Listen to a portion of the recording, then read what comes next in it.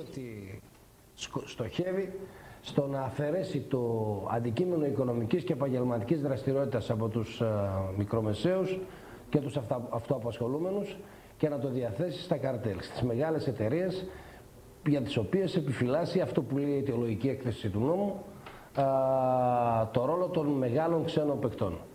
Πρόκειται για ξεκάθαρη επιλογή, πολιτική επιλογή. Σε ό,τι αφορά βέβαια τους δικηγόρους, τα πράγματα είναι ακόμα πιο σοβαρά, γιατί οι δικηγόροι στοχοποιούνται όχι μόνο επαγγελματικά αλλά και θεσμικά. Θα μου επιτρέψετε να κάνω μια γενική τοποθέτηση και θα σας πω μετά αν θέλετε και κάποιες λεπτομέρειες. Με το συγκεκριμένο σχέδιο νόμου η πολιτεία επιχειρεί μετά από 150 χρόνια δικηγορία στη χώρα μας να διαγράψει ότι έχει σβηστεί με ανεξίτηλο μελάνι.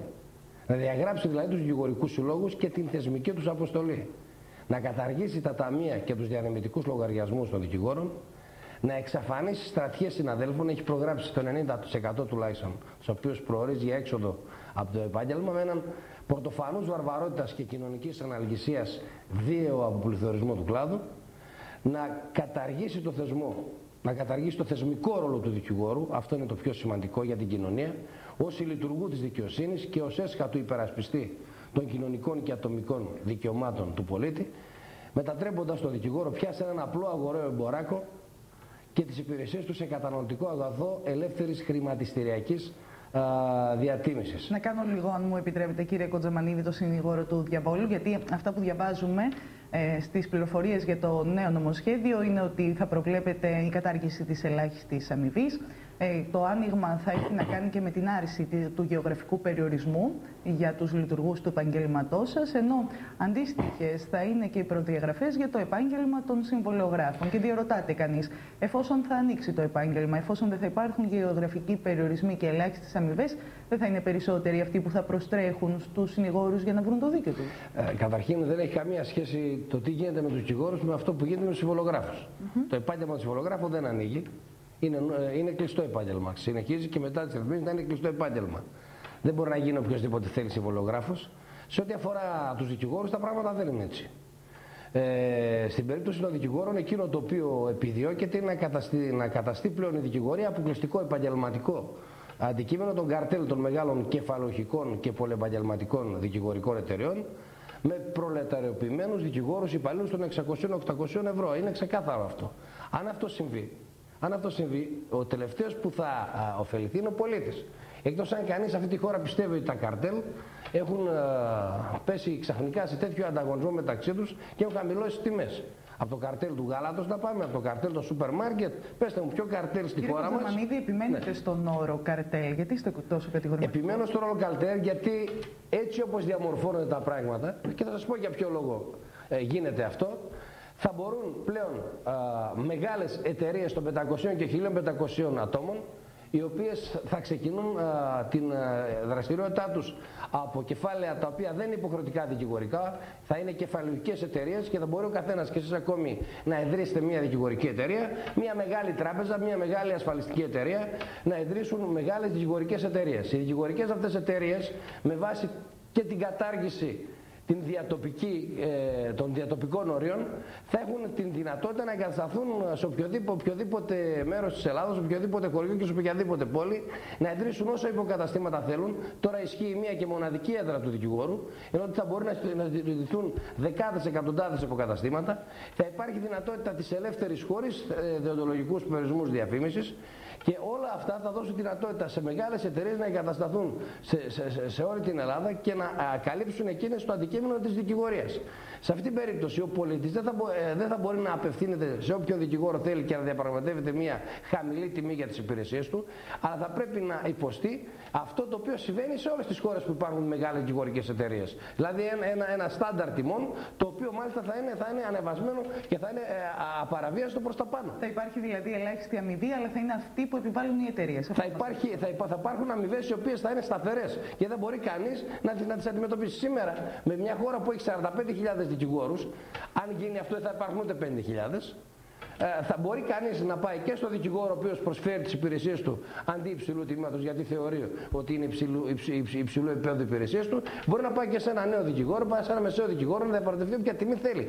Άλλωστε, οι τιμές των δικηγόρων στην Ελλάδα είναι οι χαμηλότερες τιμές σε όλη την Ευρώπη. Δηλαδή, είναι γελίο να μιλάει κανείς για κατάρριξη κατώτατων τιμών στην Ελλάδα, όταν είναι δεδομένο ότι όταν ένας δικηγόρος πηγαίνει σήμερα με ελάχιστη τιμή 220 ευρώ στο τριμελές πλημελιωδικείο να δικάσει, πρόκειται για μια αμοιβή δηλαδή, με την οποία δεν μπορεί να χτυπήσει την πόρτα της τυρορού ενός μεγάλου δικηγορικού γραφείου στη Γερμανία. Ποιες είναι οι ελάχιστες τιμές που θέλει να κατεβάσει? Και με αυτές τις τιμές πιστεύετε εσείς ότι τις ελάχιστες που καταργούνται σήμερα θα δουλέψουν οι μεγάλες οι δικηγορικές εταιρείες και μάλιστα πιο κάτω? Κύριε Κοντζαμανίδη, πείτε μου και κάτι άλλο, επειδή το ζήτημα αυτό το συζητούμε από την περασμένη Άνοιξη. Βλέπουμε όμως ότι τώρα η κυβέρνηση επιταχύνει τις διαδικασίες και οδηγεί την κατάσταση στο άνοιγμα των κλειστών επαγγελμάτων.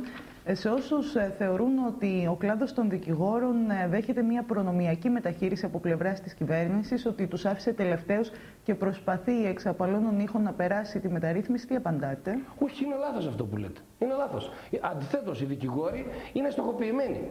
Οι δικηγόροι είναι εκείνοι που χρησιμοποιούνται μονίμως ως άλοθη για οποιαδήποτε φορολογική μεταρρύθμιση της κυβέρνησης, για οποιαδήποτε σκληρό μέτρο. Όταν θέλει να χτυπήσει την κοινωνία η κυβέρνηση, χρησιμοποιεί και δείχνει με το δάχτυλο τους δικηγόρους ότι ορίστε, εγώ χτυπάω τα χαϊδεμένα παιδιά πρώτα. Είναι ακριβώς το αντίθετο. Όταν θέλει να επιβάλλει σκληρά φορολογικά μέτρα, επέβαλε τον εξοντοτικό για τους δικηγόρους και μήνωμο, το επαναλαμβάνω για πολλοστή φορά, θεσμό του ΦΠΑ στις δικηγορικές αμοιβές. Τον επέβαλε χωρίς να έχει φορολογικό όφελος. Εμείς φορολογούμαστε στην πηγή από τότε, το έχω πει επανειλημμένα. Το κάνει μόνο και μόνο για επικοινωνιακούς λόγους. Τώρα μας βάζει στα ανοιχτά επαγγέλματα. Ποια είναι το πιο, όταν λες δηλαδή ανοίγω ένα επάγγελμα των δικηγόρων, είναι το πιο γελίο αστείο, το πιο κακόκοστο αστείο μπορεί να πει κανείς. Οι δικηγόροι είναι το πιο πληθωρισμένο επάγγελμα στην Ελλάδα και το πιο πληθωρισμένο επάγγελμα σε όλη την Ευρώπη. Σκεφτείτε μονάχα ότι στην Ευρώπη, στην καλύτερη περίπτωση, αντιστοιχεί ένας δικηγόρος σε κάθε 2.000 πολίτες. Στην Ελλάδα αντιστοιχεί ένας δικηγόρος σε 220 πολίτες. Αυτό το επάγγελμα θέλει να ανοίξει η κυβέρνηση. Πόσοι ακόμα θα μπουν? Και άλλωστε ποιος εμποδίζει κάποιον να γίνει δικηγόρος? Και εσείς αύριο, αν θέλετε να πάτε να κάνετε 4 χρόνια σπουδές στην νομική, μπαίνετε ελεύθερα στη δικηγορία. Κανένας περιορισμός, κανένα νούμερο κλάους δεν υπάρχει. Δεν σε εμποδίζει κανείς να γίνει δικηγόρος. Θέλετε λοιπόν να πει η κυβέρνηση τώρα ότι ανοίγει αυτό το επάγγελμα, να δώσει θέσεις εργασίας, αυτές τις 500, γιατί λέμε το άνοιγμα, θα δώσει 500.000 νέες θέσεις εργασίας σε άνεργους. Θα δώσει τη δικηγορία νέες θέσεις εργασίας. Πώς θα τους δώσει? Εδώ θέλει να διώξει από το επάγγελμα για αυτούς που υπάρχουν. Και ύστερα, ποια θα είναι η μείωση των τιμών όταν πλέον οι δικηγόροι θα ελαχιστοποιηθούν αριθμητικά εννοώ και θα γίνουν υπάλληλοι μεγάλων εταιριών? Κύριε Κοντζαμανίδη, ποιες είναι οι επόμενες κινήσεις του κλάδου από εδώ? Θέλω κάτι να σας πω ακόμη. Παρακαλώ.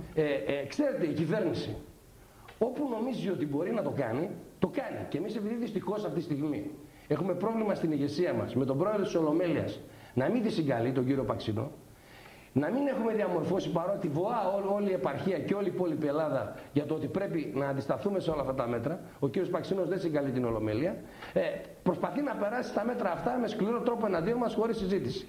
Όπου όμως δεν την παίρνει, να το πω έτσι λαϊκά, δεν το κάνει.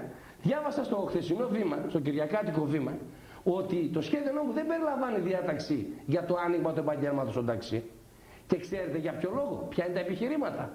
Ότι δεν τίθεται ζήτημα ανταγωνιστικότητας στην λειτουργία της αγοράς στο ταξί, είναι ήδη πάρα πολλά. Ρωτάω, πόσο πιο πολλά είναι από τους δικηγόρους της χώρας μας, που πια όποιος δεν θέλει δεν γίνεται δικηγόρος? Και δεύτερον, στα κόμιστρα λέει δεν υπάρχει ανταγωνισμός γιατί είναι τα χαμηλότερα σχέση με όλη την Ευρώπη. Σας πληροφορώ ότι οι τιμές των δικηγόρων πλέον είναι εξευτελιστικές. Και αν θέλει να μειώσει τις ελάχιστες αμοιβές η κυβέρνηση, δεν το κάνει για να ωφελήσει τον πολίτη. Διότι ο πολίτης διαπραγματεύεται και παίρνει τις αμοιβές που θέλει. Εκείνο που θέλει να ευνοήσει είναι τις τράπεζες, τις ασφαλιστικές εταιρείες.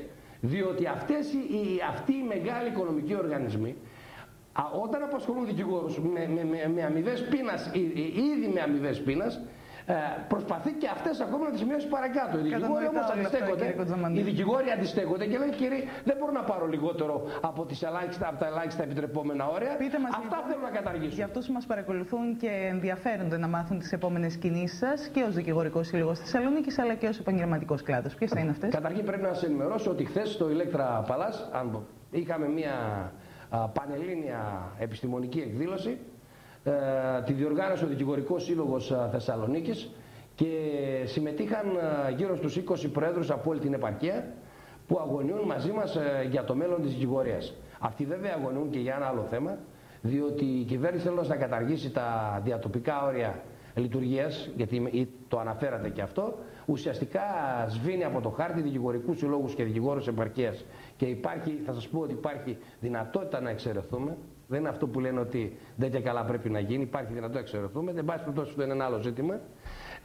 Όλοι αυτοί οι άνθρωποι λοιπόν ήταν εκεί στην εκδήλωση, διατύπωσαν ένα σκληρό και πύρινο λόγο.